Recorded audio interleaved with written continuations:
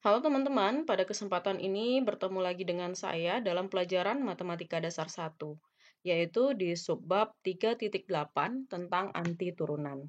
Nah, setelah mempelajari anti turunan ini, kita diharapkan dapat menentukan anti turunan atau integral tak tentu dari suatu fungsi yang diberikan. Nah, sekarang kita kenalan dulu dengan anti turunan ya. Nah, di sini ada definisi dari anti turunan.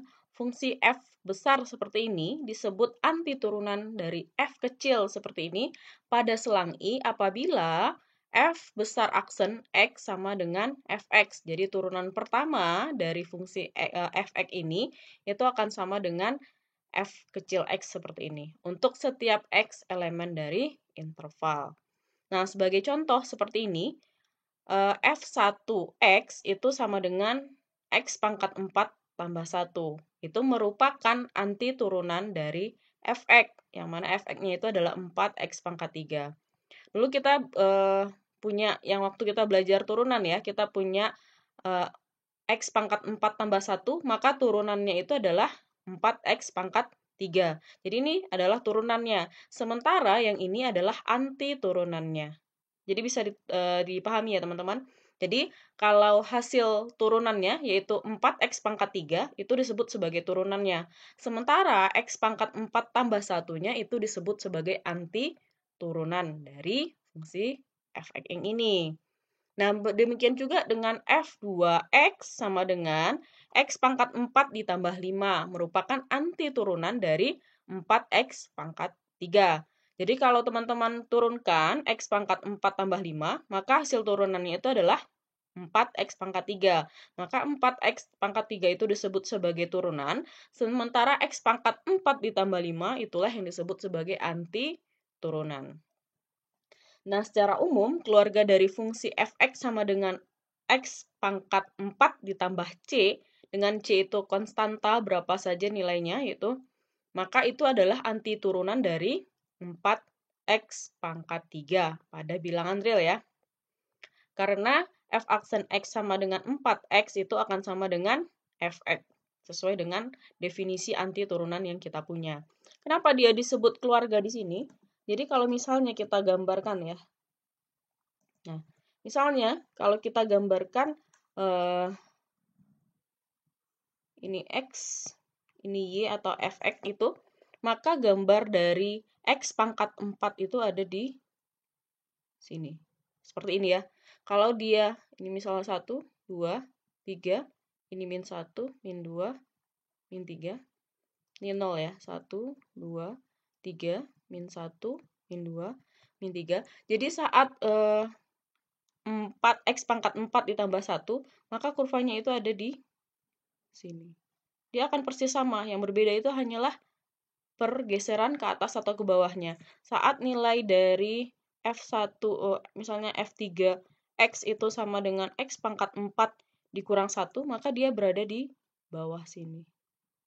Dengan kurva yang bentuknya persis sama. Jadi, konstanta itu dia menunjukkan pergeseran ke atas atau ke bawahnya. Oke, sekarang kita lanjut ke integral yang tadi itu kita sebut sebagai anti turunan ya. Sementara yang ini disebut sebagai integral tak tentu. Jadi keluarga fungsi anti turunan dari fx disebut sebagai integral tak tentu dari fx. Jadi nama lain dari anti turunan itu adalah integral tak tentu. Nah, integral tak tentu itu kita lambangkan dengan tanda seperti S yang ditarik ini ya. Ini menggunakan notasi Leibniz. Jadi integral itu lambangnya seperti ini, fx dx. Nah, sebagai contoh untuk integral tak tentu dari 4x pangkat 3 dx itu sama dengan x pangkat 4 ditambah c. Dengan c itu adalah konstanta yang sembarang tadi. Nah, di sini ada ilustrasi tentang integral tak tentu. Secara grafik, bila kita mengetahui suatu anti turunan dari fx, ya, anti turunan dari fx, maka integral tak tentu dari fx adalah keluarga fungsi yang beranggotakan semua pergeseran ke atas atau ke bawah dari anti turunan tersebut. Jadi kalau misalnya tadi anti turunannya adalah 4x kuadrat misalnya, maka integral tak tentunya harus ada tambah c-nya. Kalau digambarkan integral tak tentu itu, gambarnya misalkan di sini garis bilangan tadi, misalkan garis yang pertama itu misalnya fungsinya seperti ini. Maka keluarga yang dimaksud itu bisa saja dia berada di atasnya dengan fungsi yang persis sama. Sorry, ini harusnya persis sama seperti ini. Kemudian bisa juga dia adalah pergeseran ke bawahnya. Begitu seterusnya. Maka ini disebut sebagai integral tak tentu. Jadi keluarganya dari anti turunan, ya. Jadi kalau di anti turunan tadi tidak wajib kita tuliskan C-nya. Oleh sebab itu tadi di definisinya tidak ada tambah C. Sementara kalau integral tak tentu itu harus ada tambah C-nya. Karena seperti inilah ilustrasinya. Nah, di sini ada aturan dari integral tak tentu terkait dengan aturan turunan yang telah kita pelajari sebelumnya. Kita mempunyai teorema-teorema di integral tak tentu. Ada teorema pertama, yaitu aturan pangkat. Jika R elemen dari Q dengan R itu tidak sama dengan min 1, maka berlaku integral dari X pangkat R dx itu sama dengan X pangkat R tambah 1 dibagi dengan R tambah 1 ditambah C. Nah, ini harus teman-teman ingat ya. Jadi pangkatnya kalau integral itu bertambah, kalau turunan pangkatnya akan berkurang. Nah, maka di sini integral dari X kuadrat dx. Nah, berarti di sini tinggal mengaplikasikan yang sudah ada ini ya. Nah, maka di sini integralnya adalah X pangkat R. R-nya itu adalah 2. Berarti X pangkat 2 ditambah 1 dibagi dengan R tambah 1. R-nya adalah 2 ditambah 1.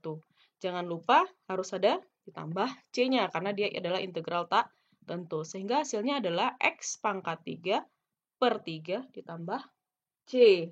Nah, begitu juga dengan yang ini. Berarti ini adalah X pangkat min 2, karena R-nya min 2, ditambah 1 dibagi dengan R-nya adalah min 2, ditambah 1. Jangan lupa ditambah C. Maka ini adalah X pangkat min 1 per min 1 tambah C. Atau ini bisa kita tulis sebagai min 1 per X ditambah C. Oke, bisa dipahami ya. Jadi ini adalah aturan pertama, yaitu aturan pangkat. Nah, kemudian ada aturan kedua, yaitu tentang integral tak tentu khusus untuk sin dan cos. Jadi kalau sebelumnya kita tahu turunan dari sin itu adalah cos ya. Nah, kalau integral maka kebalikannya. Integral dari sin itu adalah min cos, sementara integral cos itu adalah sin. Jadi jangan sampai terbalik ya teman-teman. Kalau turunan dari sin adalah cos, sementara integral dari sin adalah min cos. Kebalikannya. Di sini integral dari cos adalah sin, sementara turunan dari sin adalah min cos. Oke? Dan jangan lupa tambah C. Nah, kemudian di sini ada aturan ketiga. Teorema 3 itu tentang kelinieran integral tak tentu. Ini berlaku integral dari K dikali fx dx itu akan sama dengan K dikali integral fx dx. Jadi K itu atau konstantanya bisa dikeluarkan ya. Kemudian juga berlaku untuk aturan penjumlahan. Berarti integral dari fx tambah gx dx itu bisa kita urai menjadi integral fx dx ditambah integral gx dx. Nah, contohnya seperti ini. Integral dari 6x kuadrat ditambah sin x kuadrat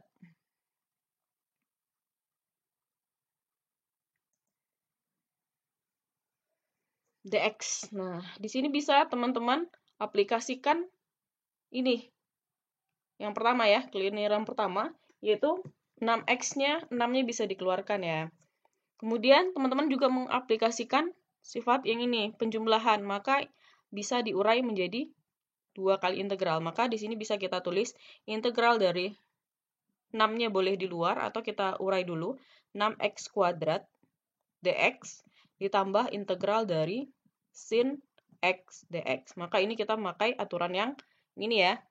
Oke, kemudian kita bisa pakai aturan yang kedua. K-nya dikeluarkan. Maka ini 6 integral x kuadrat dx ditambah integral sin x dx. Oke. Nah, sekarang bisa kita selesaikan, 6-nya biarkan, maka kita pakai yang aturan pertama tadi, aturan pangkat. Maka ini akan menjadi 1 per x-nya 2 ya, itu sebagai R tadi, 2 ditambah 1 berarti 3, kemudian X-nya 2 tambah 1 adalah 3. Berarti jangan lupa ditambah C1. Kenapa kita tulis C1? Karena di sini nanti akan juga ada C ya, supaya tidak membingungkan kita tambah sebagai C1. Kemudian ditambah dengan integral dari sin X, dari teorema yang kedua tadi adalah min cos X, dan jangan lupa ditambah C ya. Anggaplah ini C2. Maka ini bisa disederhanakan 6 kali dengan 1/3, berarti itu adalah 2 ya. 2x pangkat 3. Ini min ketemu plus, jadi min ya, cos X. Kemudian C ini boleh kita gabung menjadi C saja. Artinya C1 tambah C2 itu adalah C. Sehingga hasil dari integral 6x kuadrat tambah sin x dx itu adalah 2x pangkat 3 dikurang cos x ditambah C. Oke, ini sudah mengaplikasikan ketiga teorema itu ya. Ada yang aturan penjumlahan seperti ini, kemudian ada aturan perkalian dengan konstanta, dan juga ada aturan ya sin, integral sin. Oke, semoga bisa dipahami. Kita lanjutkan.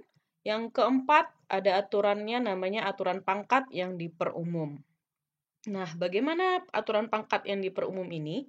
Jika R elemen dari Q, di mana R itu tidak boleh sama dengan min 1 ya, dan G adalah fungsi yang mempunyai turunan, maka berlaku integral dari Gx pangkat R dikali turunan dari Gx itu dx itu akan sama dengan Gx dipangkatkan dengan R tambah 1 dibagi dengan R tambah 1 ditambah C. Nah, ini disebut sebagai aturan pangkat. Ini teman-teman bisa membuktikannya nanti menggunakan aturan rantai. Silahkan dicoba untuk membuktikan. Nah, saya tidak akan bahas pembuktiannya. Saya langsung saja masuk ke contoh soalnya ini. Nah, di mana contoh soal ini adalah integral dari x kuadrat ditambah 1 pangkat 5 dikali 2x dx. Berarti kita langsung bisa gunakan aturan di teorema 4. Bagaimana cara menggunakannya? Nah, coba teman-teman lihat di sini. Nah, inilah yang kita sebut sebagai Gx tadi. Kemudian ini adalah turunannya. Coba kita misalkan, di sini Gx itu akan sama dengan x kuadrat ditambah 1 ya. Otomatis turunan dari Gx itu, saat Gx itu diturunkan terhadap dx, maka ini akan menjadi 2x dx ya. Maka inilah dia yang disebut sebagai G aksen dx tadi. Sehingga kita langsung bisa menggunakan rumus ini, yaitu Gx. Berarti Gx-nya itu yang kita misalkan tadi, yaitu x kuadrat ditambah 1. Kemudian pangkatnya adalah R tambah 1. Berarti pangkat tadi ada 5. 5 tambah 1 berarti 6 ya. Dibagi dengan R tambah 1. R-nya 5 tambah 1, 6. Dan jangan lupa ditambah C. Jadi bisa langsung diaplikasikan ini ya. Karena dia memenuhi yang ini. Atau teman-teman waktu SMA mungkin juga sering menggunakan integral UDU. Masih ingat ya, waktu SMA dulu gurunya pasti memisahkan U-nya adalah X kuadrat tambah 1, kemudian DU-nya adalah 2X dx ya. Maka waktu SMA di sini akan menjadi integral dari U pangkat 5 ya. Kemudian DU. Maka hasil dari ini menggunakan aturan pangkat biasa akan menjadi 1/6 U pangkat 6 ditambah C. Ini jadi 1/6, U-nya bisa diganti langsung, yaitu X kuadrat tambah 1 pangkat 6 dibagi 6 ditambah C. Maka hasilnya sama. Mana yang lebih praktis? Berarti otomatis lebih praktis menggunakan teorema yang sudah ada tadi. Ya. Ini cara waktu SMA ya. Oke. Kita lihat ke contoh soal berikutnya. Nah, di sini ada tentukan sin X, integral dari sin X cos X dx. Nah, ini juga kita bisa menggunakan teorema yang barusan. Yang mana sin X itu kita misalkan sebagai Gx-nya. Maka di sini Gx itu sama dengan sin X. Turunan dari sin X, masih ingat ya? Otomatis adalah cos X dx. Maka ini adalah sebagai G aksen X-nya. Ya. Nah, sehingga ini bisa kita tuliskan integral dari sin X cos X dx itu akan sama dengan, nah kita pakai saja yang tadi aturan tadi, maka Gx ya, maka itu adalah sin X. Kemudian pangkatnya jangan lupa, di sini kan tidak ada, sinnya tidak berpangkat, artinya dia pangkat 1. 1 ditambah 1 menjadi 2. Otomatis di sini adalah R-nya 1, 1 tambah 1 adalah 2 ya. 2. Jangan lupa ditambah C. Sehingga ini menjadi sin kuadrat X per 2 tambah C. Atau bisa juga ditulis setengahnya di luar, setengah sin kuadrat X tambah C. Nah, di sini hati-hati ya, berbeda antara, jadi ada notes di sini, di mana sin X kuadrat itu akan sama dengan sinnya yang dikuadratkan, sin kuadrat X. Jadi sin X kuadrat itu tidak sama dengan sin X dikuadratkan. Ini salah ya. Yang benar adalah, kalau tidak sama berarti ini jadi benar. Yang benar seperti ini. Nah, ini cara untuk menyelesaikan soal ini. Atau waktu SMA, teman-teman juga menggunakan permisalan ya. Misalkan U-nya adalah sin X, maka DU-nya turunan dari sin adalah cos X dx. Ya, maka integral dari sin X berarti integral dari U cos X dx itu adalah DU. Maka ini integralnya adalah 1 per 2 U pangkat 2 ditambah C ya. Ini menjadi setengah, U-nya tinggal ganti yaitu sin kuadrat X tambah C. Nah, ini waktu cara menyelesaikannya waktu SMA. Nah, kita juga boleh menyelesaikannya menggunakan aturan yang keempat tadi. Oke, kita lihat ke soal terakhir. Nah, di sini ada sedikit berbeda dari soal yang sebelumnya. Apakah di sini kita bisa menggunakan rumus pangkat yang diperumum tadi? Nah, teman-teman harus memperhatikan kalau ini tidak bisa digunakan rumus yang tadi. Kenapa? Karena saat X kuadrat per 2 itu diturunkan, hasilnya bukanlah X kuadrat. Kenapa? Coba kita misalkan Gx itu adalah X kuadrat per 2 ditambah 3, maka G aksen X-nya itu adalah turunannya. Berarti ini adalah 2 per 2 X saja ya. Maka ini adalah X. Sementara di sini adalah X kuadrat. Jadi kita tidak bisa menggunakan rumus pangkat yang diperumum. So, bagaimana harusnya menyelesaikan soal ini? Jadi kita harus mengurai yang di dalam pangkat ini. Berarti integral dari, jadi ini tidak bisa dipakai ya. Integral dari X kuadrat per 2 ditambah 3 dikuadratkan X kuadrat dx itu akan sama. Uraikan dulu yang ini. Maka ini menjadi X kuadrat dikuadratkan menjadi X pangkat 4 dibagi dengan 2 kuadrat adalah 4 ya. Kemudian ditambah 2 kali 2X. 2 kali X kuadrat per 2 adalah X kuadrat saja ya, karena 2-nya hilang. Kemudian dikali 3, maka di sini ada 3 X kuadrat. Kemudian ditambah 3 kuadrat adalah 9.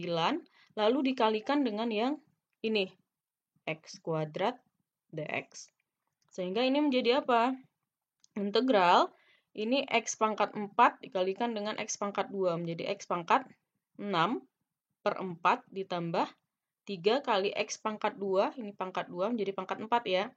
Ditambah 9X pangkat 2 dx. Maka ini bisa diintegralkan satu-satu ya fungsi ini. Ini tidak saya urai lagi.